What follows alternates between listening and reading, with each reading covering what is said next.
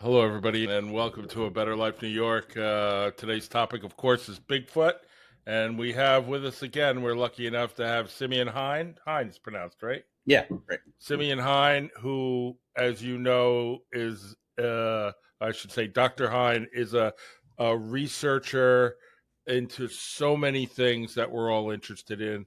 Our last podcast had to do with remote viewing, to a great response from everyone. And lately he's been, or probably a little more than lately, he's been researching into Bigfoot. Thank you for being here, Dr. Hein. Thanks very much, Steve. Thanks for having me here today. So the video we just showed is really just a video that's been around for a long time. I forget the exact name of it. It's called the two guys' name. Patterson-Gimlin. Patterson-Gimlin. And it's gone to great curse. I think it's from it's from a long time. Is it 68 or something? 67. 67 Bluff Creek, California. So this video has been well known, and it's been satirized from everywhere, from The Simpsons to everything. But though some people don't believe it, they've created this high definition, with all the technology you have. And from what I understand, I'll let Dr. Hein talk about it more, that you can see the muscles move and flex exactly how a creature would walk. And it's not somebody in a suit, that's for sure. So I leave it to you, Doctor. Well, Steve, thanks again for having me here. I should add that, with the previous time I was on with you and Dominic, we talked about remote viewing. Dominic had taken one of my remote viewing classes. If people remember, it's this sort of innate ability we have to have non-local perception coming out of a 20-year government military intelligence program to train psychic spies. I began teaching this back in Boulder, Colorado. I was astounded that it really worked, that you could describe a hidden picture that you hadn't seen yet. And I thought it had such positive impacts on people's sense of curiosity and understanding themselves and understanding our world and our universe. I started teaching it in Boulder, Colorado in 1997. I started my own company there, Mount Baldy Institute. And over the years, Steve, students in my class who were natives of Colorado told me about their Bigfoot encounters. And this isn't something I knew very much about. I had seen that Patterson-Gimlin film in a local Westchester theater here. I grew up in this area. I remember going to see a movie with my brother, and they had a little documentary trailer, which is kind of unusual in movies. Sure. You'd see previews and things like this, but this happened to be a Bigfoot mini documentary. I think it was about 10 to 15 minutes long. And they showed the Patterson-Gimlin film. And that would have been, for me, around 1975. So I saw that film when I was a teenager, and I didn't really know what I was looking at. Over the years, I started listening to a show many people are familiar with, who probably listen to your channel here, Art Bell Show, Coast to Coast at AM as it's now known. And I had a chance to listen to some of their Bigfoot experts over the years.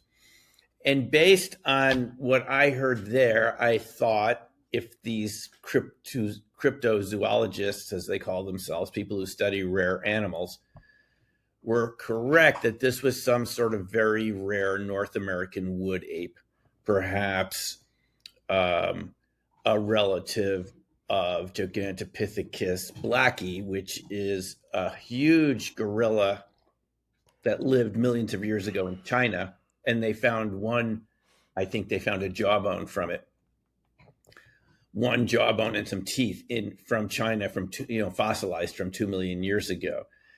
And various researchers, I happened to be within the same building as one of these, Grover Krantz, when I went to Washington State University in Eastern Colorado, starting in the 80s through early 90s. I got my PhD out there. One floor up, I was in sociology. One floor up, anthropology, was Grover Krantz, Dr. Grover Krantz, who, Steve, was one of the first academics to seriously study the Bigfoot topic since that area of Washington, Blue Mountains, where I just was a few weeks ago, had footprints and sightings and hair samples. And he argued this was a real creature. And together with a couple other academics and researchers, Dr. John Bindernagel from Canada, BC, who was a wildlife researcher, they concluded this was some sort of rare ape, possibly an ancestor, a descendant of Gigantopithecus. They didn't know this was for certain, but they just said that's what it would really have to be. It's the only connection we have of any sort of ape that could have come over the Bering Straits a long time ago. So I thought that's what we were dealing with for a long time. So I wasn't all that interested because I thought it was just very rare. It was just some very rare wood ape that you and I would never see. Right. In the Northwest, Cascades, and maybe there were 1,500 of them total in North America. And it was just nothing special because it was just a relic primate. Related to us, one of the primates were a primate, but another prosimian that was had survived through the ice ages. But when I began to talk to the people that took my RV classes who had grown up in Colorado, it didn't really seem to fit their descriptions. And the more research I did, the more I found it had a lot more human-like characteristics than you would have expected if it was more in the direction of being a monkey or, ape or something like this.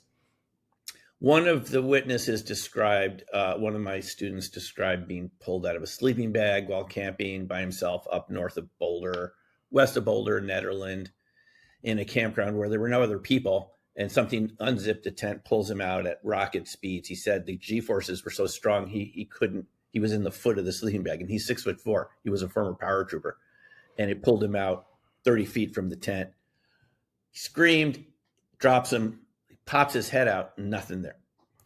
Another woman described having a telepathic image in her mind upstairs north of Colorado Springs in a house she shared with some other women. The woman downstairs in the kitchen at the time saw exactly what my student Barbara had seen in her mind's eye, which was a red face, kind of red, orange-haired Bigfoot. And she heard the scream, but somehow the image in her mind was exactly what her friend had seen, which suggested some sort of telepathic overlay, something I'd be familiar with from remote viewing. Well, anyway, Steve, the more research I did, the more it seemed that this wasn't really an ape at all. You look at the North American, Native American traditions, they talk about their grandparents in last century, 20th century, trading with Bigfoot regularly. Salmon for medicinal herbs. It's usually the same trade for the Northwest Coast natives. And this is true throughout indigenous peoples throughout the world. They have language, Sierra sounds, and movies coming out that was about the Sierra sounds that Ron Moorhead and others, I'm sure you've seen them, they're kind of chattering. I have. Yes, and linguists, Scott Nelson and others who've listened to this, who are trained, military cryptologists specializing in languages, have told us this is definitely, they're phonemes in those sounds. There's syllables. We don't know what they're saying, but they're communicating back and forth in this rapid sort of what some people call reverse samurai talk. And whether it's East Coast or West Coast, it always seems to have that reverse samurai chatter speak. So this film you showed us just now, the Patterson-Gimlin film, to this day still appears to be one of the best films we have of the creature. And as you can see, it seems to be walking very comfortably on two legs the way we would walk, but a little more hunched over, and there's some motion in the arch of the foot which is more reminiscent of a human, than of an ape. And intelligent characteristics, turning to look at the camera. My view is it's a real film. I just saw a very detailed analysis by researcher M.K. Davis at the Oak Ridge Bigfoot Festival in Oregon just a couple of weeks ago, early July. And he showed us the first ever 4K upscaled version of that film that had been enhanced to make it very close to second generation, not the third generation that we're used to seeing, which is copies of copies of copies. This has just been a copy of the original copy, or maybe a little better.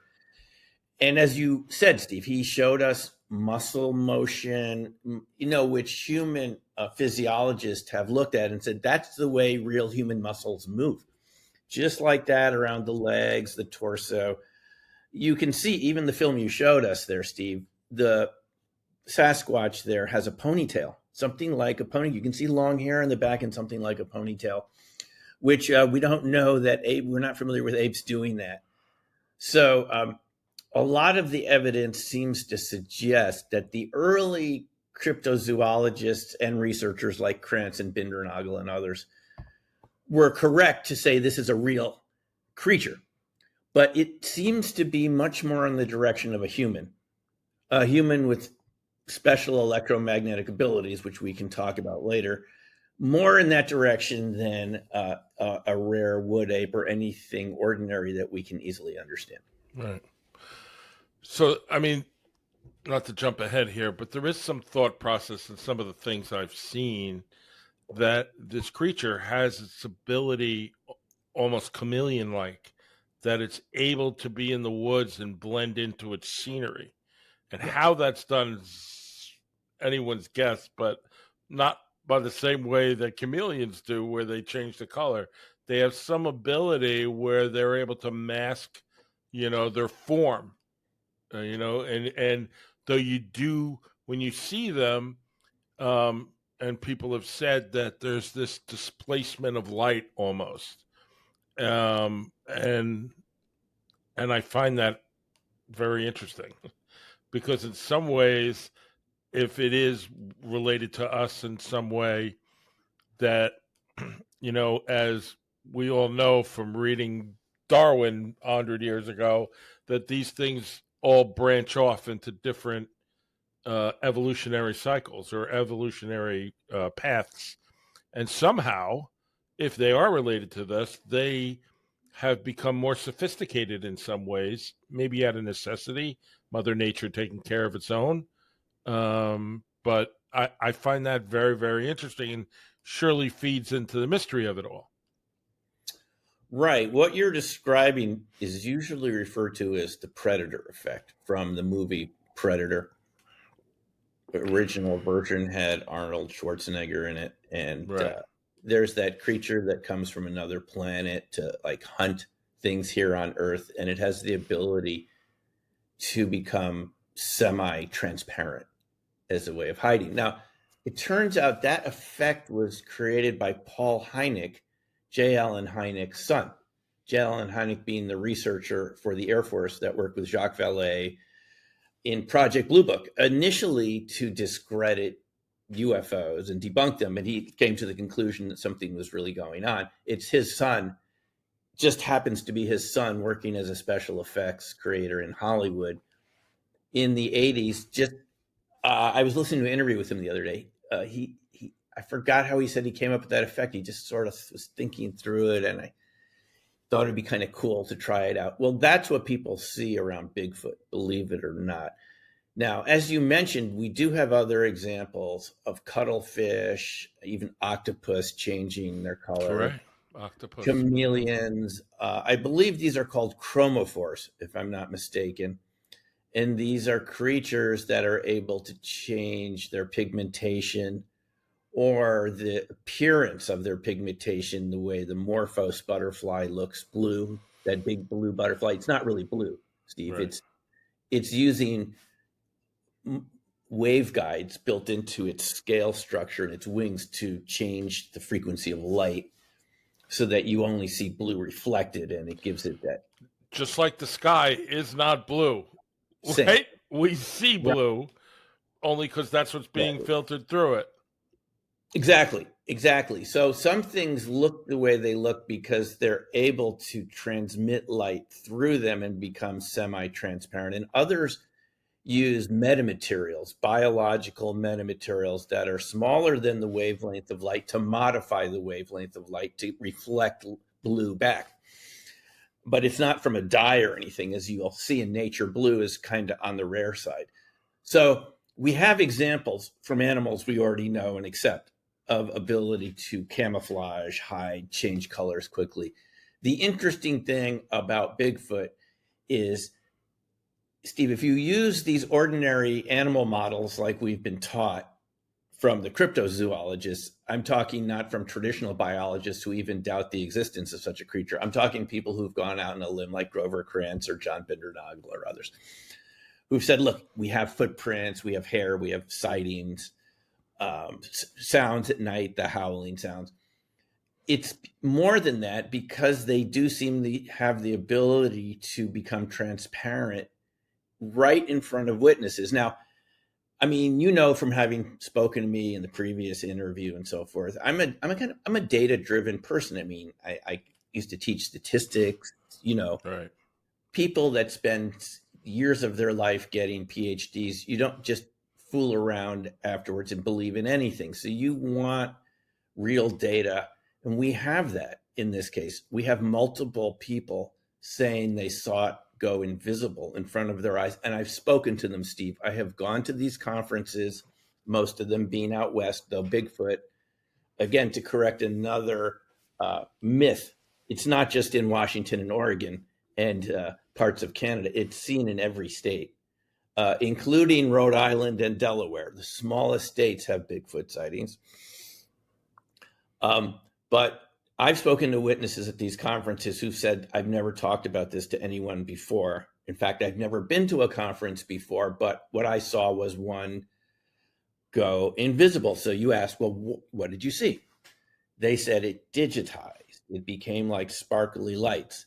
Now, here's the thing.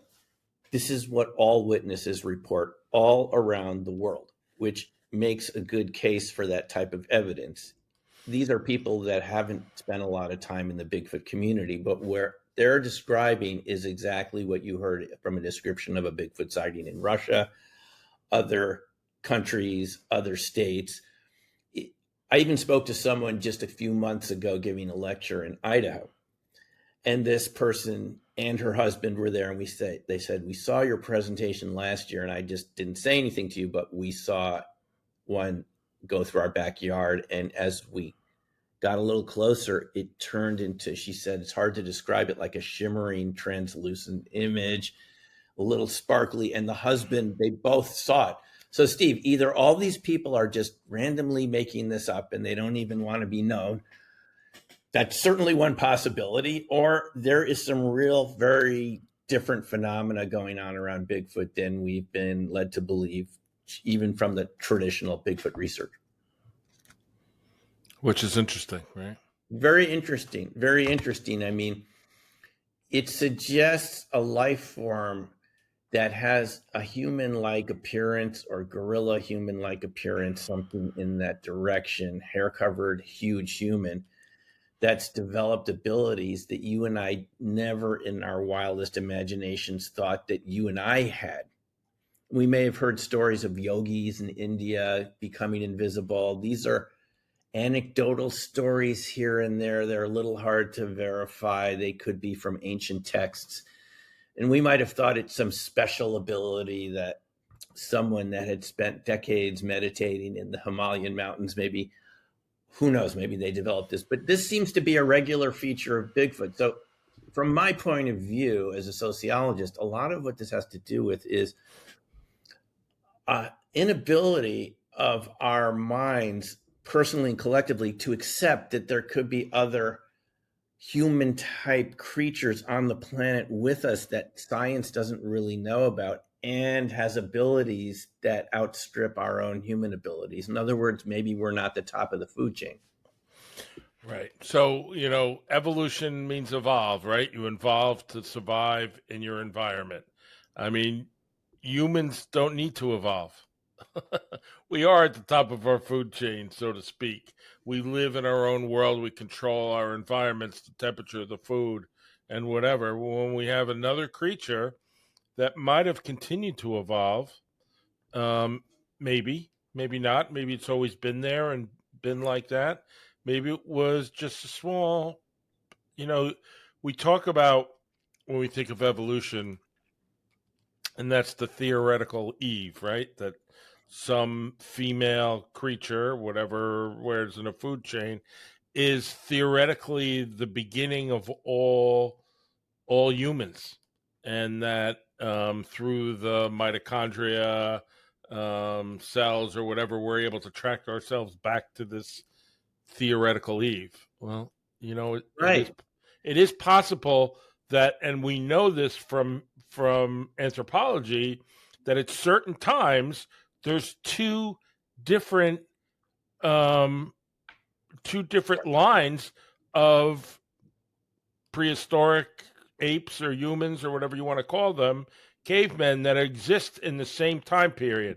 Right. And there's genetic evidence for that. Yes. Right, genetic evidence, and there are evidence in certain places where the superior one killed off all the others. Right. Right. Right. So, isn't it possible that in nature that this other strain who maybe was susceptible to our technology found a way or evolved in a way to protect themselves and survive? Why not? Right. I don't think that sounds very far-fetched at all. It's typically what happens in any ecosystem where you have new types of species come in. The other species either adapt or they die off, but often they find ways of adapting. You read about this now as climate change happens, that some species are moving to higher elevations. You find Right. mountain goats and other species of trees and plants. I mean, I read about this in Science magazine. They're at higher elevations than they used to be. In fact, it's moving up like about 10 feet a year or something. I mean, on average, which is a lot over a number of decades. Right. So yeah, that really would seem to be one possibility here. The Native Americans, all of them, as far as I know, said that the Sasquatch were the original people here before they got here. In fact, when they crossed over the Bering Straits, whenever you believe that happened, I mean, it's getting pushed back from 10,000 like years ago, like we were taught in school, to 15 or 18,000 years ago. They said they already encountered these ancient ones, the original inhabitants. And it must have been a shock for even the Sasquatch. Maybe they weren't here in super large numbers to have hundreds of thousands of other humans show up who were, smaller and weaker, but had technology and weapons and things maybe they didn't have. So they probably pushed back a little bit. I mean, I think you and I were mentioning the other day, even Leif Erikson and the Vikings mentioned, I believe, in 900 AD that they encountered tall, hairy, screaming, human-like creatures. You have reports from everyone who's ever visited North America of these type of entities. So perhaps over the hundreds of thousands of years, for some reason, they evolved in one direction, and our species evolved in this technological, brainy direction. But they didn't go in that direction. We could be originally from the same ancestor, way back. Who knows what happened? But Steve, I think the big challenge here is academics. In my experience, and I mean, I come from academia, they're very rigid in my view. They don't like to change their stories. They've published and established a fiefdom in their particular knowledge territory. And they generally do not like to have that completely upended by younger scientists that come along. Inevitably, this is what happens. It Well, always that happens all the time, right? When we have to tell people that the planets don't revolve around the Earth, they actually exactly. revolve around the sun. But you don't want to believe that, so okay, let's kill everybody that says Yeah, you imprison them. You put them under house arrest, like happened to Galileo for the last 10 years of their Right. life.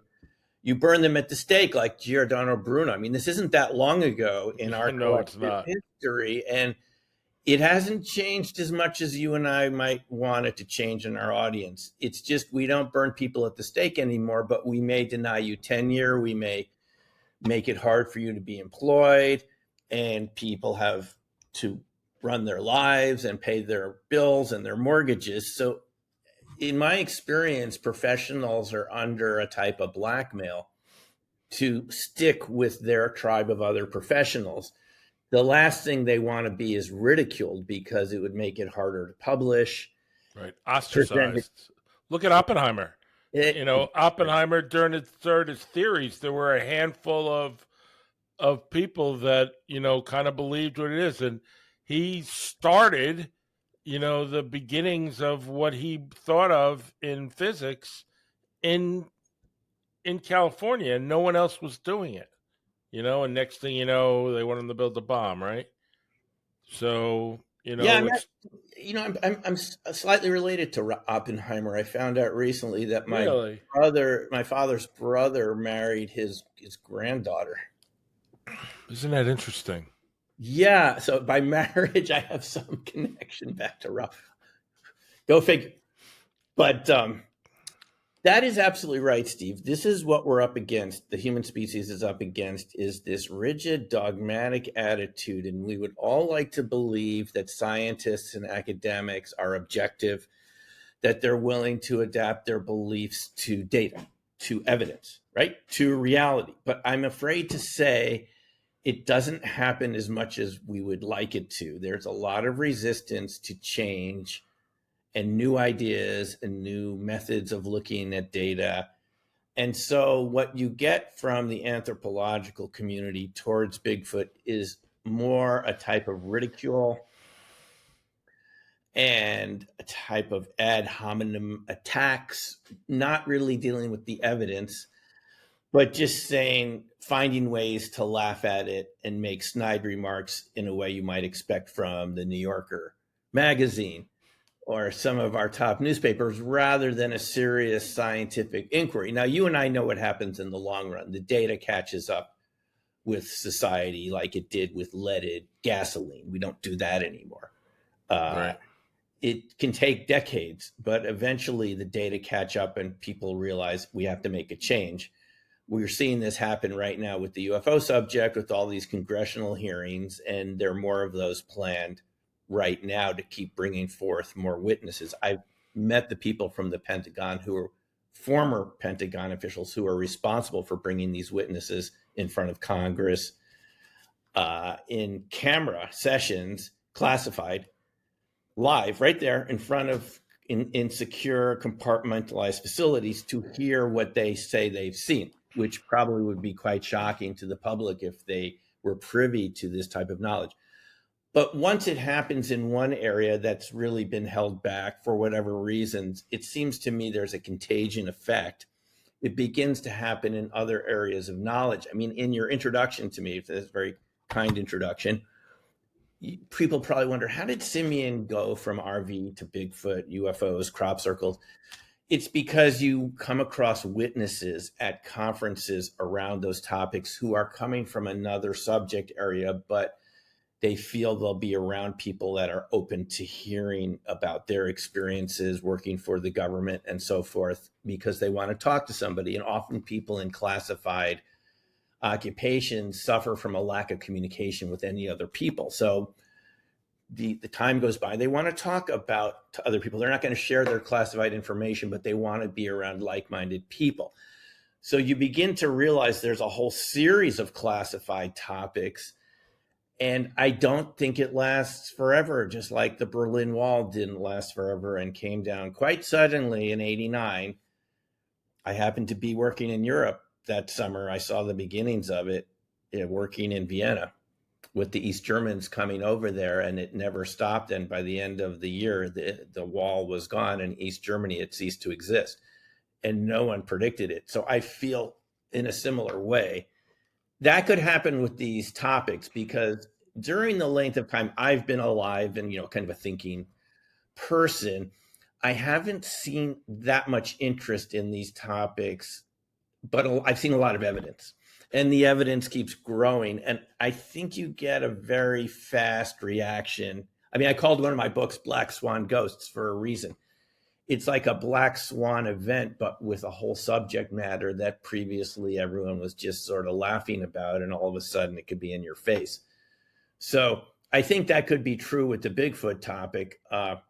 Academics haven't been very open to this, even from people in their own fields, because they seem to perceive that they get professional benefits from sticking with the pack and with the rest of their colleagues, making fun of it and laughing at these researchers who are serious and probably having fun poking holes in their papers that are sent out for peer review.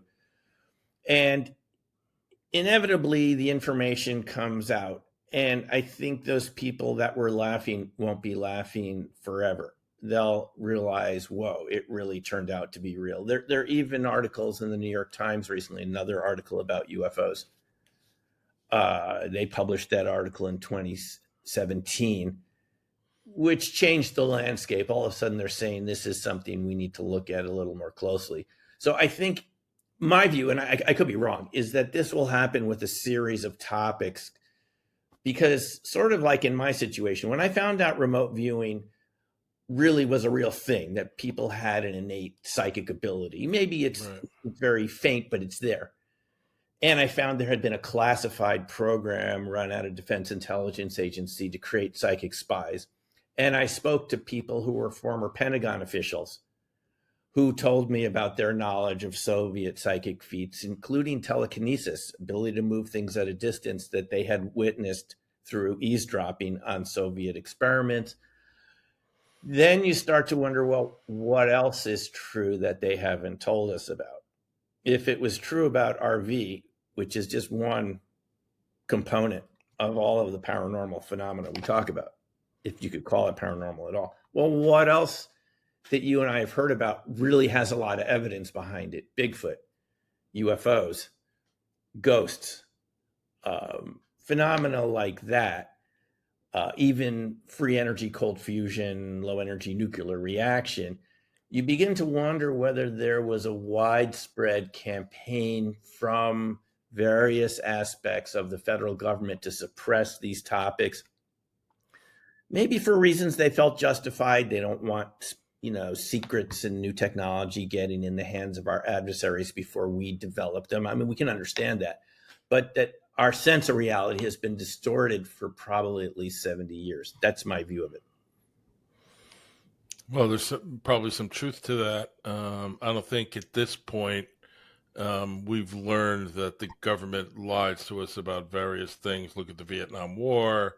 The Pentagon Papers is a perfect example how, in the opening scene in the movie The Post, McNamara's Secretary of Defense is on the plane saying, we put all these troops in, it doesn't make a difference. They're all dying. We're not getting anywhere. And then he walks off the plane and the press is there and he says, everything's great. We're really making headway. And he lies to everybody. So that happened. And if you've ever seen the documentary Errol Morris, I don't know if you're familiar with his documentaries, but he is a great documentarian and one of my favorites. He did a documentary called The Fog of War. And it's an interview with McNamara where he describes how he screwed everything up and basically lied to everyone. And looking at it back, he made the mistake. Right. And that's a good example, because my PhD dissertation was about how we report, how the news media cover wars, and how that's changed over many decades. And it's become increasingly manipulated, the information that the public gets. The Vietnam War being the first war where they used mainframe computers to tabulate statistics, right? And they could always make it look like we were making progress incrementally with the numbers. But anyone who served over there, you've probably known Vietnam vets, could have told you from the beginning, they saw as soon as they got there, it wasn't winnable, because the morale wasn't there, because the South Vietnamese, just didn't really have the will to do it. And there was corruption, right? All amount of corruption and so forth. And by throwing more money and resources, and this probably happened in the Iraq wars too, by throwing more resources into a corrupt government, you're still not going to win. Right. So they're going to keep the money and channel it off to their mansions somewhere in Italy. So the thing about that was the more processing media power, information power, statistics we had, the more you could make it look like Vietnam was a winnable situation. So that is the point, is we actually have less access directly to what's really going on, because there's such a big industry now into massaging and manipulating and data mining to create statistics. You've probably seen this in the courtroom, where people can come up with almost any fact you want if you pay some company enough to cherry pick the data. And you can take it apart, but you have to see how they have a real objective, unbiased process for creating that information. And if there's an agenda there, they're going to skew it in their direction. So this is what's happened with a lot of these topics. And we know that there have been disinformation campaigns about these topics from the government, just to throw the public off. I mean, Project Blue Book being one example. I know people that worked in Project Blue Book. They told me all the really good photos of the UFOs were put in a different section at Wright-Patterson, in another building or another room. They said, I said, what did they look like? The really good photos. They said, look, well, the discs and typical UFO shapes, but we didn't show that. We classified it. And there was even that general at the end of Blue Book that said, Carol Bolander, who said that all the really important information bypassed Blue Book and got directly classified. So you could have this report at the end and conclude, well, we didn't really find anything. But what they should have said is, we didn't really find anything from the very small number of reports that we took out of the original data set, which, I mean, in my training as a statistician, means biased, not valid conclusion, because you're not looking at the whole population of data. Right. So the reality is, it's not that we gave you the wrong answers, that we asked the wrong questions. There you go. That provided the wrong answers, or should say, an answer that really isn't accurate, because it doesn't have all the information. And that's why information. And that's why on a topic like this, Bigfoot, we're relying on regular people. Yeah, we're relying on regular people. And that's what it takes. And the only time you're going to get the better evidence that gets brought to light is the more you'll get somebody from the scientific community. You can't, people always say, well, we're not able to find a body, that somebody would die.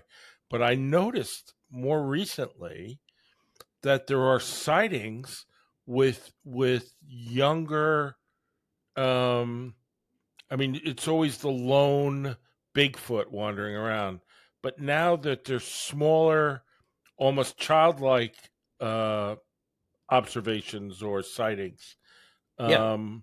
And I don't recall that before. No, there's more and more of, you're seeing videos and photos of families of Sasquatch, Bigfoot, right, together. The young ones. The descriptions of the juveniles, by the way, are very consistent. Where I was in the Blue Mountains in Washington about 2 weeks ago, I didn't have any direct sighting in the area we were camping, but some of the people had been coming up there for 10 years every year. And I heard about their group sightings of some of these creatures, where it wasn't just one person that saw it. A lot of them saw it. They were able to describe what they saw. And they said the juvenile ones do look more ape-like and chimp-like, but they're fast. They're extremely fast. They have like a puppy-like speed. In a smaller frame, they go down on all fours. They described them coming up and playing with tents and things, which is, again, a very similar description from campers all around the world, that the juveniles will come up and just, tweak one of your tent poles or something. I mean, I've had this happen, but I didn't look out fast enough to see what was doing this over my years of camping. So I can't say I've had a direct observation. But we're having more data come forward, more videos, more photos. It's hard to prove that those are real. You could always, it's easier to computer generate them. But when you listen to the witnesses describe what they saw, just using your gut feeling, it appears that many of them are really describing what they saw and then got the video camera working. I mean, there's tons of these on YouTube. People can look at these. And a lot of them, personally, I'm happy to be proven wrong. A lot of them do seem to me like real footage, the Right. graininess or the blurriness. But I think, Steve, where the data is going to come from is the federal government itself, because we have a lot of federal workers that work in national forests, national parks, Bureau of Land Management. And listening to those people and talking to them over the years, they have said in the past that they were told by their superiors, like in the Forest Service, that they'll be laughing one moment about the encounter and they'll feel a little better, or someone else saw something, and then the next moment they'll be told, and if you say a word about this, you'll be looking for another job within 24. Yeah. And That's the unspoken thing, even in in public sector workers get that from their bosses. That's the way it yeah. works. So those people will tell you their stories like at conferences, but they haven't gone public with them. Right. So once those sort of people feel safe, in the UFO subject, the Navy and other branches of the armed forces came forward and said, we're not going to penalize people anymore for reporting UFOs. They used to, when they would come up for their promotional hearings, that could be used against them. Right. Yeah, but the Navy has said, at least, we will make sure that doesn't happen. I don't know if it's true, but that's what they've said. This would have to happen with Forest Service workers, national park rangers, and those. There was one. What was it? Steve Action Jackson Right. uh, in Yellowstone, the only ranger ever to come forward. He talked about two sightings. I put it in my book, Dark Matter Monsters. He was very open about coming. He was a he patrolled the very far reaches of Yellowstone up to the Montana area in the northeast corner for poachers and things, which is an issue in those parks out west, especially in the wintertime when there are not a lot of people around. So he would patrol on horseback, and he described seeing big creatures on two legs navigate through the trees, very unlike anything he'd ever seen before, with a lot of intelligence. And he reported hearing them howl and so forth. And you get a lot of park rangers talking about this, but Action Jackson was very vocal about this, and he wasn't rehired, even though he was one of the most popular rangers in Yellowstone, which sends a message to everyone else working there. If you want to keep your job, we don't talk, as I have read, we don't talk about this at the green and brown. They're Park Service colors. We don't want to Right. scare people. So they'd rather people get the shock of their lives hiking in the backwoods, coming across these tree structures, and the juveniles, maybe family or something, and getting a hostile reaction. They'd prefer that, and even the occasional missing hiker, than to, come forward and just be a little more open about the reality of it. They're still in the mindset, though I've been told it's changing a little bit, but still in the mindset of just hush, just don't talk about it. Even Right. I've told they've come across bodies in the course of plowing the roads out and things like this, in the winter, after the winter, the huge snowfalls, and they've come across these and they've just been told bury it under all the rest of the snow. And we don't want to see it back at headquarters. So I think the information is out there, Steve, just from the federal workers that work in these areas, not to mention all the people, ordinary people that see these. And I should point out, from the conference in Oak Ridge, we were told that these sightings are increasingly happening in urban areas. I'm not sure why, Right. but that the Bigfoot are coming into suburban and even urban areas. If they do have the ability to cloak, or some of them, and I can't quite totally explain it and the percentages here, then maybe they're more around than we think, and just very good at concealing themselves. And maybe there's some advantage for them coming into human habitated areas, not just staying way out in the fringes and the boonies.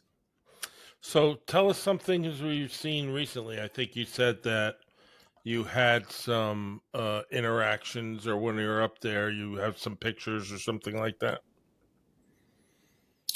I did have some interesting things happen. It's not really proof in my mind. It just raises some question marks of what could have Sure. done this. One night I did hear something very fast moving around the tent, and it wasn't like animals I usually hear at night, which are they move kind of slowly. They don't want to attract attention to themselves from predators, so they kind of walk. And you hear what four-legged animals sound like moving through grasses and things, but this was more like a rapid, like that, right Right. next to the running past the tent. Big. And coyotes can do that when they're chasing prey, but it led me to wonder what's two-legged thing out there sounds like it's running past your 10 and 3 a.m. at those speeds. It was like daytime activity at night. I mean, I looked up animals in the Blue Mountains that are nocturnal, and there's not very many that fit the description of what I heard. So that's one possibility. Uh, I was told they do run around the tents at night, but I did hear something that sounded like that, but I didn't see anything. Another time we went out to a location. Now, this is very interesting. Barb Shoup, who's a researcher in Washington, she was the one that gave this outing and invited me to come along. She had filmed with her group about 3 miles away. They were in this area that someone had seen a juvenile Sasquatch drop out of a tree. So they started going there more. And this woman had just gone into this area to turn around and saw something drop out of a tree. So they started going back there every time they came up to camp out, and they were filming. And they actually, there's a guy right next to a tree, and he hears something drop down but doesn't see it because it's on the other side of the tree. But from the camera, you can see a big hairy arm come out from the trunk and then come back.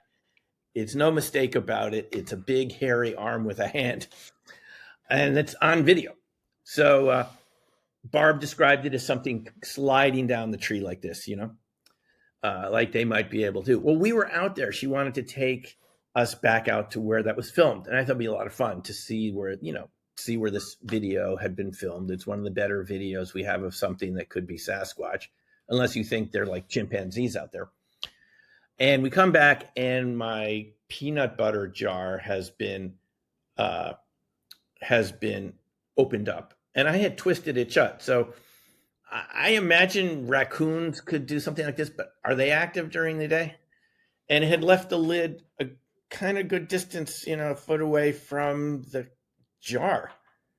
So, I mean, I guess something could have done that, but it's consistent with the behavior, because when I was at Oak Ridge Festival, the next day after the conference had ended, the festival, and I'm putting those presentations I gave there about my ideas about this, the electromagnetics, ball lightning, and condensed matter physics that might explain some of this. I mean, a life form that's with extended abilities, extended electromagnetic abilities.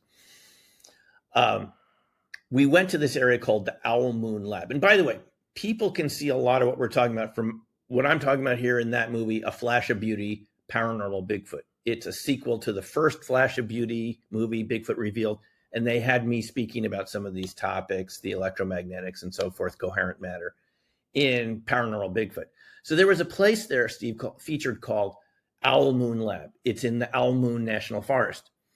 And someone had moved out there, and they had seen some Sasquatch evidence, and they brought something, Toke Johnson, back to his area where he was camped, and all these strange things started happening, which is not completely unusual for Bigfoot experiences. People bring something back, and then they get this sort of contact.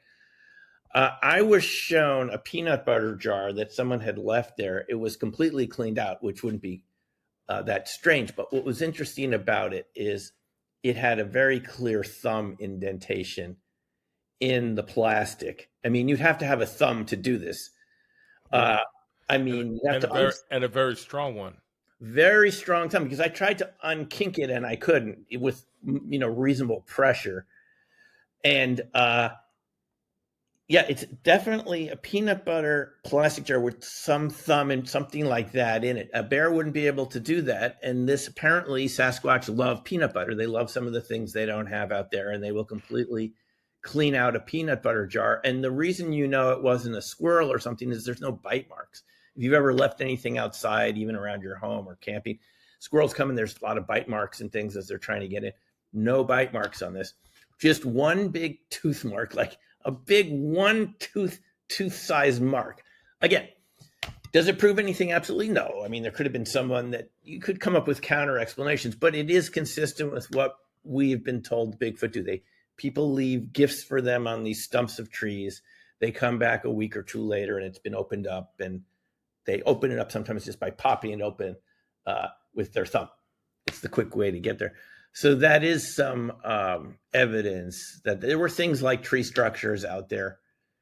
So the Oak Ridge area was very interesting just in terms of seeing one of these so-called gifting sites. This is where people leave things, and they often find they come back and the objects have been rearranged, but in an intelligent way. Like they leave beads and then they come back and there's another pattern there. It's part of the lore of Bigfoot research. Now, just because it's lore doesn't mean it's not true. It just sort of has this status of being part of the Bigfoot experience, but maybe that's one possibility. That's exactly what it is. They're dealing with a type of ancient human. They come along and they see a pattern and they do what we would do. They rearrange it or have a little fun with it to communicate. So that's the sort of type of thing that I saw. It's interesting. Yeah, it is very interesting. And I have to say, in this subject area, the data seem very consistent from the West Coast to the East Coast in terms of the languages. By the way, the Flash of Beauty crew, the people who made Flash of Beauty films, are coming out with episodes 3 and 4, two new movies. The third one is about Voices in the Wilderness. That's what it's called, Voices in the Wilderness. This is the first movie ever documenting the recording of this Bigfoot speech, which Ron Moorhead and the others in this hunting structure in the 70s were able to. They went up, it was 8 miles up on horseback. They brought in the best recording equipment available in the 70s, cassette recording equipment, big mics, put them in the hunting structure and got these conversations. The Voices in the Wilderness is about that whole area. And there's a Kickstarter up for it right now. So that should be something we'll be able to see eventually. And it's great. They created one about indigenous people's experience, Native Americans, Alaska, and other places. And I saw some previews from that, Steve, of this fourth movie. I don't know what it's called yet, A Flash of Beauty, something, the Native American experience or something like that. And these were some pretty chilling encounters. We shouldn't imagine that the Sasquatch are always friendly. And in some more remote regions, they seem to want to be left alone. And sometimes they're very good at throwing rocks, and they can be hostile too. There's a mix of types of Sasquatch encounters, just like with people, are a very wide range of encounters. These ones from Alaska are often hostile. In fact, Native Americans I know from Alaska won't even tell me what they call them up there, out of fear of sort of summoning them by using the name. They will tell me another name that is kind of like that, but not what they call it, because they don't want to encounter them, because it usually means one of their tribes getting abducted. These are common stories. I've spoken to Navajo about this also, where they'll take a child away for a while and then bring them back a couple of years later, and they have become they've forgotten their original language. They become more like, they haven't been harmed. They've just been culturally transformed into Sasquatch type people. And then they eventually leave or come back on their own or whatever. And there's many cases of that in Native American lore. Right. So, yeah. Well, I do. I think. I think we really have to realize that there's something going on out there in the world, and whether they're friendly, non-friendly, that's a whole nother story. I have heard stories of throwing rocks, and that they're very good at throwing rocks. And if they start throwing rocks, you better run. Yes. Now I should say something about that. It can be a playful type of rock throwing where they just throw pebbles at your tent all night and you don't get a lot of sleep. I heard cases, and I'll put up some videos about this on my YouTube channel, My YouTube channel is Fractal Friend, one word, or you can just put in my name. Barb Shoup was telling me I recorded this. She said what had happened other times they'd been up there. They were around this campfire area and pebbles were being thrown at them. They didn't hurt or anything, but then a big one came in and hit their water bottles farther away. Perfect accuracy. Now, what does that in the woods? What can throw rocks laterally, horizontally, rocks coming across, not falling down from somewhere, and hit exactly what they're aiming for time after time again? What does that? I mean, the squirrels don't throw rocks, deer don't throw rocks, bear don't do that. So what are you really left with? No one ever sees anything throwing the rocks, by the way. In all these accounts, Steve, I have never actually, and I've spoken to friends this has happened to up in the Rocky Mountain National Park near Estes Park. This was a large rock. This woman who described this to me was walking with her friend in single file. They weren't that far apart, and a rock came exactly equidistant between them. She said it was baseball sized.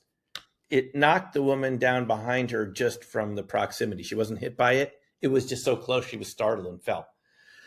And they looked, and they couldn't see anything there. I mean, if humans throw rocks and they're that accurate, you're going to see them, okay? They can't throw rocks that accurately from way out there, even a pitcher. But you're going to see them because they're not that far, but no one ever sees what's doing this. So I heard examples like this happen even at the place where we were camping. The rock throwing is that's another piece of evidence, Steve, that's very consistent. And any Sasquatch you want to talk about, they're good at throwing rocks. And if you think about it, yeah, the brain power, the intelligence it takes to take a rock and use it for some kind of, forget about weapon, for some kind of use to an end, to scare people off, to hurt them out of fear, whatever, gives you an idea of the intelligence. Very intelligent, very controlled. The vast majority of time, people aren't hurt by these rocks, but they come close enough to make you feel like you could have been hurt. Though there are cases, I'm not going to sugarcoat this, there are cases of people getting concussions, having to go to the hospital. They never told people what caused it. They didn't think anyone would believe them. They just said, well, I tripped on the trail and hit my head. But what they really described is, the rock came in, hit your head, and they're pretty big rocks and they're fast. They're like, pitcher speed and softball sized, and they can be bigger. The one in the Flash of Beauty movie where Fred Roll described it was, he said basketball sized. If he hadn't moved out of the way at the last minute, he kind of slipped. It would have taken off his head. But that was a pretty antagonistic encounter. We'll talk about it more another time. There's a whole range of encounters. But one other feature I should say about them, Steve, that's very interesting that people want to watch out for. They're excellent mimics of any sound they've ever heard. Tom Powell, an author from the Seattle area, has written a book called The Locals and others, said at the Kalispell conference in Montana a year ago that it's like they have a hard drive in their chest, and any sound they've ever heard, they can reproduce it perfectly. I mean, car doors, tires screeching. Ron Moorhead at the Sierra camp described metallic sounds. A lot of people hear metallic sounds. It sounds like they're throwing your pots and pans around. But when you come out, nothing's been moved.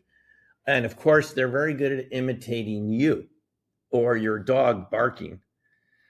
It'll be a little slightly off. If you listen carefully, people usually say it sounded like a pretty big owl. Not a perfect, but close. And they can trick people sometimes into thinking it's their relatives or something, and you start walking in that direction and get lost.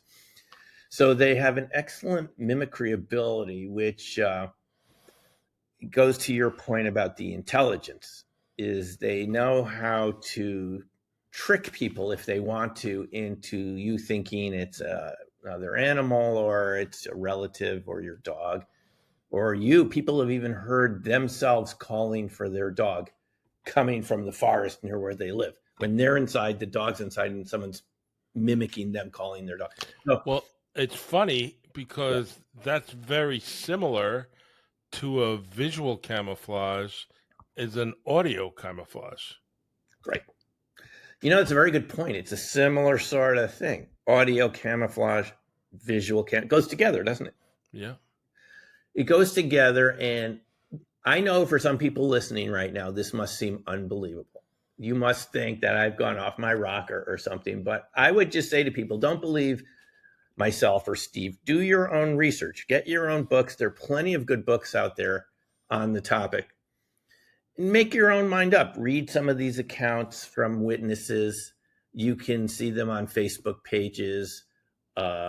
Mysterious Creatures, I think, is one of them. And just read these Well, accounts and you decide what you think about this, because I think you'll be surprised at the numbers of people that have encountered these types of entities. And it's not just Bigfoot, Steve. There's other types of creatures out there that we don't really even have names for. so it's funny that before we started this conversation, Simeon and I today, he had heard, because I had told someone yesterday, that a friend of mine in Westchester had seen what he thought was a Bigfoot-like creature on his farm.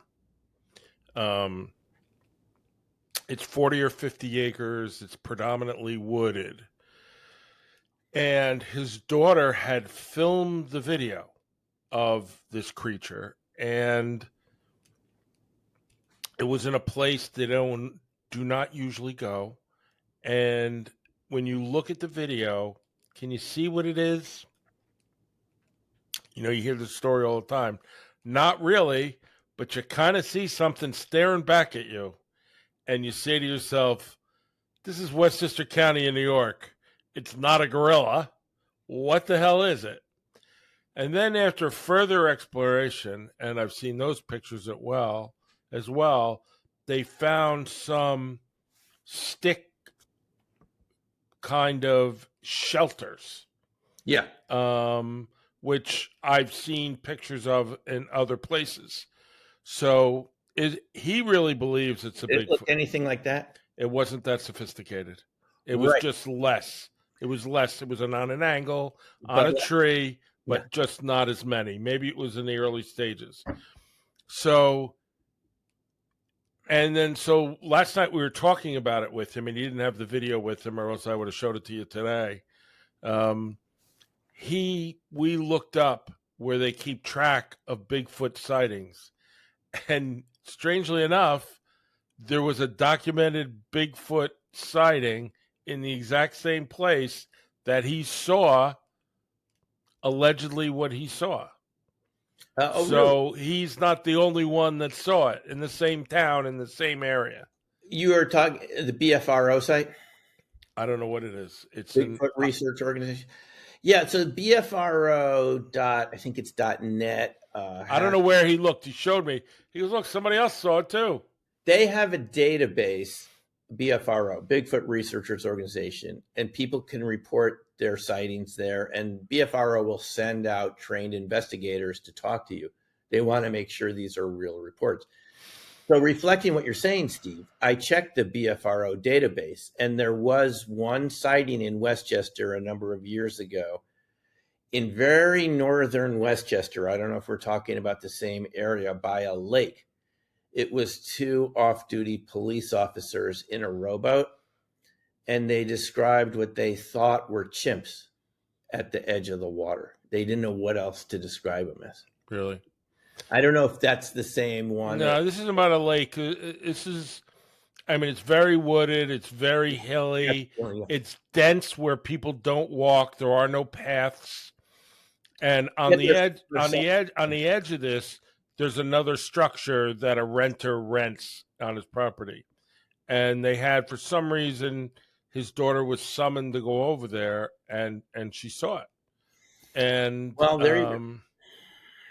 And these are his daughter. He's an educated guy. He doesn't believe in anything. His daughter is a nurse, and a mother, and it's I know her well, and she's not somebody that would even remotely have a belief about something like this. No, I totally get it. I got to tell you, I know a nurse out in Idaho who told me that some of the old time loggers that she treated in the hospital that she cared for from the 40s and 50s, when they were loggers way back, described seeing creatures move in and around trees that they couldn't explain where they went. They would go around a tree and you wouldn't see them again. And they had all said they never told their bosses at the logging companies about this, right? Because they want to keep their logging jobs and they want people to think you're nuts. So, yes, people experience this, Steve, as we know, but they are just very hesitant. We have to qualify it the way you qualified them. These are people that don't believe in it. I know the whole spiel, because initially when you first hear this, you think, seriously? But in my case, years and years of listening to witnesses describe their experiences and looking at the similarities between their descriptions and that sense of shock, thinking, well, what could this be? Are there gorillas in this area? No, we're not in Africa. Could it be an escaped gorilla from a circus, a traveling circus? This is what goes through people's minds, Steve. Is it Yeah, but gorillas wouldn't be smart enough to stay hidden. No, they would engage. They would look for food. They would, Yeah, they're not going to be hidden. They're used to, if they're in from a zoo or a circus, they're used to being taken care of. They're going to look for their meals. Yeah, it doesn't fit, but our minds have all these ways, and I'm sure you're familiar with this. Being familiar with the law and dealing with witnesses, our minds have all sorts of ways of confabulating experiences to make them fit with what we expect to see. Right. And it can distort your memory. The Flash of Beauty Bigfoot Revealed movie actually goes into this with psychological professionals. Visually and audio. You could think like you hear something that you don't. Right. And you could even forget about it entirely unless Correct. you had a skilled professional going through every aspect of the memory. Maybe hypnosis would be required, whatever works. You might have suppressed the memory. In the case of Bigfoot type witnesses, Steve, I have heard it can happen within 10 or 15 minutes of a sighting. You could have forgotten about it because your defense mechanisms in your brain are so strong, they can literally suppress things that you don't have a box to fit that experience into. I'm sure this happens with people's violent encounters with criminals too. It's just so sudden and unexpected, it's very hard to even remember what's happened. And this happens with Bigfoot witnesses. Sometimes their friend mentions it again as soon as they got home and the memory comes back. So this is a very challenging subject to talk about. We all have a lot of defense mechanisms. We all have this feeling we don't want to look like idiots in front of our peer humans, our neighbors and colleagues and friends. So this affects the witnesses' ability to talk about what they've experienced, and people like you and me that maybe haven't experienced it directly, processing it. In my case, it took years. And I'm consider myself an open-minded person. I did write this book called Opening Minds. Even my mind, Steve, being graduate school trained, you're naturally skeptical of things. And it took, in my case, years to hearing this and going to conferences, talking to people. And all of a sudden you have this realization, they're real. It really hits you suddenly one day talking to witnesses that this has been real the whole time. In case, that's my experience, Steve. But again, I encourage people to do their own research. You don't have to believe us. Come up with your own conclusions. If you think these are wild men, as they used to call them, hairy men, or, escaped gorillas, whatever intellectual alibi kind of works for you. I mean, whatever. You have to make your own mind up about it. But I think if you do your research, you're going to find out thousands and thousands of witnesses sightings just in the U.S., Native American descriptions from hundreds of different tribes going back hundreds and hundreds of years. And I think that's a great place to leave it. Can you Yeah. just let us give us your YouTube videos and your websites or any information if anybody would Sure, like to follow? you can find my books on my blog, newcrystalmind.com. I have all my books and links for people to get them if they want them signed. Dark Matter Monsters and Black Swan Ghosts and other books, Planetary Intelligence and things about China becoming more aware of how reality really works. So you can go to New Crystal Mind. I have a YouTube channel that's very popular where I post videos of lectures and I create talks for the YouTube channel. You can just look it up under my my name or uh, Fractal Friend. And I have a Patreon page. You could look that up too from my blog, Dark Matter Mysteries. Great. So that's how you get in contact with me. Sure. All right. Great. Well, I thank you so much. I'm sure we're going to have other conversations about this and other things. I appreciate you coming on this ever changing podcast about all different topics, history, um ideas, things. We're trying to learn about the world around us through a New Yorker's poor, uneducated eye. Thank you so Thank much. you, Steve. Thanks a lot for having me. Talk to you soon.